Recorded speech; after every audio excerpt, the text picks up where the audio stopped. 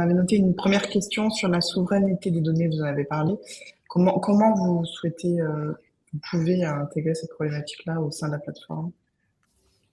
Oui, c'est une très, très bonne question. Dès le départ de l'entreprise, ce qu'on a fait rapidement, on a développé une plateforme qui est décentralisée. Ça veut dire que les données peuvent être déployées dans n'importe quel cloud aujourd'hui. On parle de souveraineté, ça ne veut pas dire que tout reste en France, hein, contrairement à ce que beaucoup pensent. Ça veut dire que les entreprises décident de là où elles veulent mettre leurs données. Si elles sont américaines, elles mettront leurs données aux États-Unis. Si elles sont en Europe, elles mettront leurs données en Europe si elles le souhaitent.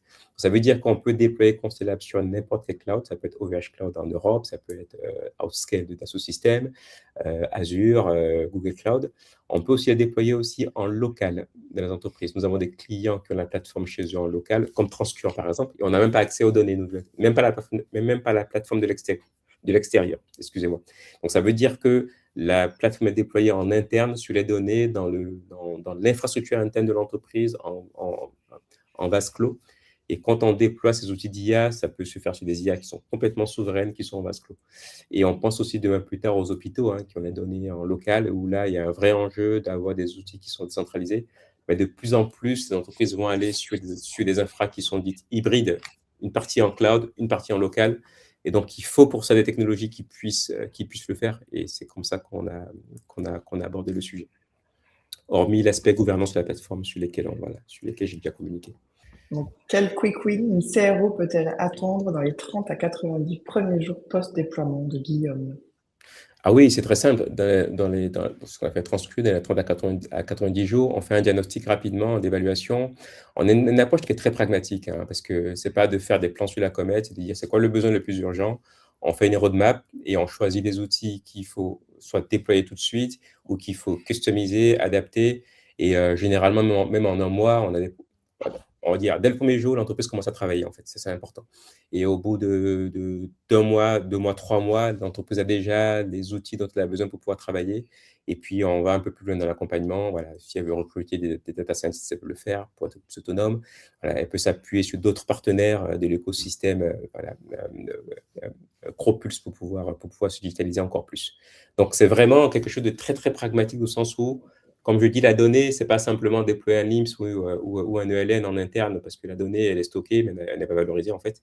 Il faut que ce soit circulant. Donc, c'est des outils de traitement de données. Donc, c'est ce qu'on fera très rapidement et voilà, pour l'entreprise. Donc, le but aussi, après un an, en termes de ROI, aujourd'hui, les entreprises peuvent déjà commencer à faire du business voilà, ou du new business sur la plateforme. C'est la promesse qu'on apporte. Commencer à répondre à cette question-là.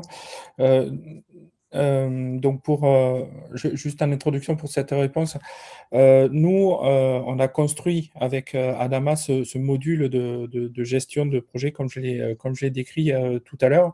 Donc ça a pris un peu de temps, mais une fois que ce module a été développé et à partir de la prise en main, il faut compter pour des tailles d'entreprise d'environ 10 personnes entre 3 et 4 mois pour vraiment former les équipes et qu'on soit vraiment opérationnel à 100%. Pour complémenter, donner notre retour. Donc, nous, l'outil qu'on a développé était beaucoup plus ciblé, puisqu'il s'agissait d'interroger nos données historiques. Donc, hors des 70 personnes de notre compagnie, il y a peut-être une dizaine de personnes qui s'en servent. Après, comme tout changement, oui, il prend du temps. Comme tout changement, les gens veulent du 120% en termes de résultats.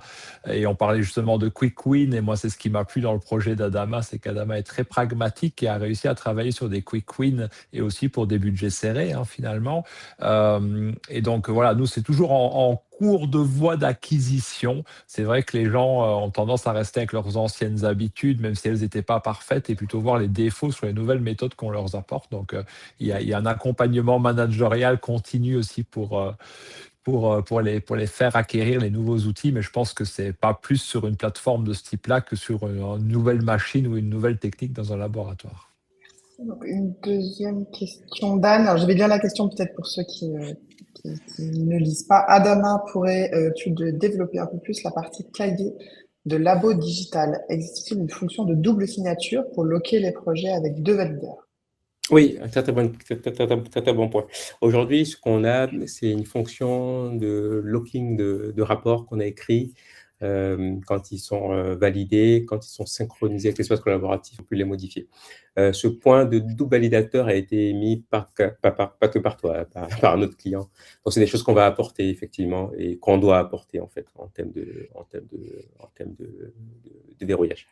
Et c'est pour ça aussi que dans Cropus, je le souligne vraiment grandement, la puissance de la technologie, c'est sa flexibilité.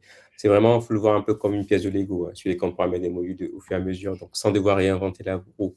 Donc, on a besoin dans ce projet d'avoir aussi ces nouveaux inputs de votre part. C'est ce qui fait qu'on fait grandir la plateforme. C'est ce qu'on a fait avec Maxime et avec Sébastien. Et voilà, sans que vous ayez aussi à développer sur la plateforme, ce n'est pas le but. Hein. Le but, c'est d'avoir ces nouveaux inputs aussi sur un jeu réglementaire. C'est des choses qu'on va apporter, c'est prévu dans Cropus en termes de jalon. On apporte ces améliorations. Mais c'est très pertinent. Ok. Sandrine, pensez-vous adapter Constelab pour des CDMO aux sociétés pharmaceutiques et aide à établir les dossiers IND? Ouais, est-ce qu'il y avait des biopulses ou pharmapulses possibles dans le futur? Oui, je dirais oui. C'est lié aussi à ces enjeux réglementaires qui arrivent progressivement. Aujourd'hui, Constelab est utilisé par une CDMO déjà, avec pour tout ce qui est traitement des données en lien avec des bioréacteurs, de la culture en microplasme, des outils qu'on a déployés en interne. Tous ces sujets liés au dossier en termes d'IND, on va assurer toute la traçabilité, l'audit réel. Donc, on a mis dans Constelab tous les mécanismes qui permettent de suivre de bout en bout les projets. Tout est annoté, tout est tagué pour permettre aux entreprises de respecter des conformités. Par contre, nous, aujourd'hui, il y a un travail à faire, donc, qui est prévu dans Cropus, où là, on va pousser pour aller plus se conformer aux enjeux des pharma qui sont un peu plus gros. Donc, c'est pour ça aussi qu'on va cibler en priorité aujourd'hui des PME. Et on a commencé à travailler sur des dossiers dits non réglementaires. Et là, à ce titre, moi, je suis en discussion avec d'autres CRO précliniques réglementaires où là, le but, c'est de pouvoir travailler sur ces sujets. Donc, ça peut être des choses très intéressantes avec lesquelles on se fera un plaisir de travailler avec les entreprises durant Cropus. Une autre question, est-ce possible de transcrire des données papier? Aujourd'hui, ce n'est pas possible de transcrire des données papier. Ce qu'il est possible de faire, c'est de faire la prise de notes de manière orale, vocalement, en fait. Et voilà, ça a été émis par le fait qu'on ne peut pas écrire au labo pendant qu'on fait des manips, on a des mains qui sont occupées. Donc, il y a des outils voilà, on parle et ça prend des notes automatiquement dans un cahier de labo. Et ce besoin de scanner des documents et à transcrire, il a aussi été émis. C'est dans le backlog de fonctionnalités qui doivent arriver. Notamment, ça, c'est un point qui va être abordé pour nous, donner beaucoup plus urgente, c'est en lien plutôt avec le domaine hospitalier. Eric Béret qui nous demande si Gencovery est une société, Constelab une plateforme et Cropus un projet de marketplace. Voilà, un petit peu de clarification sur les différentes briques. Oui, exactement ça. Anne, existe-t-il des aides que l'on peut activer pour financer l'abonnement annuel? Est-ce qu'il existe des aides? Je pense Adama, si tu veux, je peux répondre là-dessus.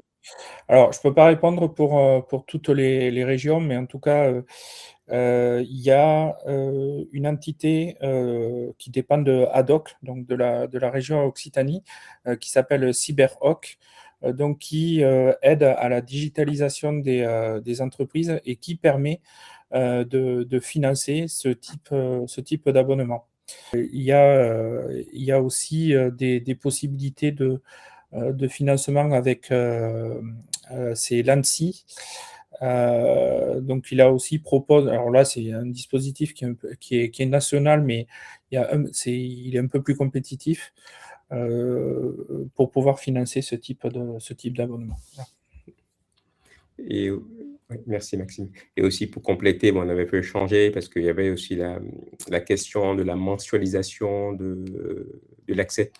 Donc aussi, c'est des choses sur lesquelles vous voulez qu'on discute, on peut en discuter parce que le but du projet, c'est de pouvoir avoir cette impulsion pour les entreprises le temps que, voilà, parce qu'on sait qu'aujourd'hui, c'est pas forcément simple pour tout le monde. Donc,